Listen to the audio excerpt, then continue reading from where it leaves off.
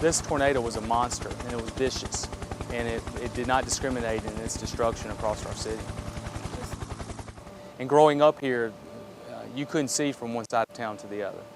And to see a 6-mile path, a mile wide of your city gone, to have hundreds of people who are walking in the middle of the street, many of them bleeding, making their way to the hospital, the enormity of this begins to hit you. I knew clearly that this is something you can't walk alone. Not one person, not one government can handle this. 5:30, when I pulled the IC team together for my first briefing, I told them how we respond to this will dictate how we recover as a community.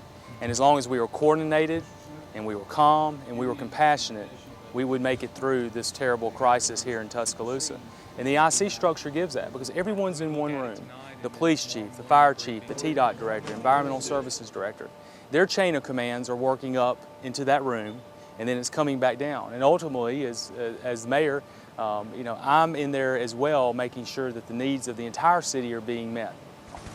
Within the first 5 minutes after the tornado had left the city of Tuscaloosa, we realized that our Curry facility was destroyed, which housed our EMA, Facilities Maintenance, and Environmental Services Department.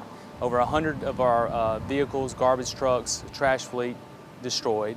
Our main communication tower was destroyed. Our police precinct was destroyed. A fire station was destroyed. Our sewer treatment plant was damaged and almost rendered inoperable.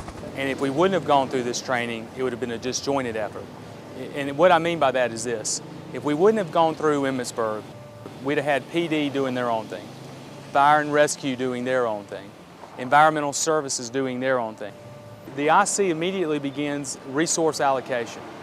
For example, we had no environmental services department, it was gone. We had more than 100 employees who literally had nothing to do. We had lost water pressure in East Tuscaloosa. All of this is coming through the incident command. So immediately incident command says, those 100 employees who don't have anything to do today, they're going to go out and walk water lines with grid maps, and at every leak, we're going to stop and then call in a crew to fix that leak. 8 times a year, we host Alabama football, which basically takes the population of our city from 100,000 to 250,000.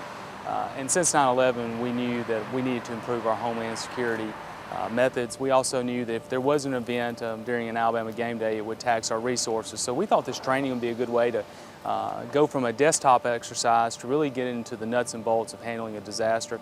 And knowing that we're also in Tornado Alley for the South, we thought that this would also sharpen our skills in those responses. We have become the model of how you respond to a disaster. And it all started with the structure. If you don't have command and control, then you cannot respond in a disaster. You can't fly by the seat of your pants. Clearly, in the last few weeks, we've demonstrated that training paid huge dividends.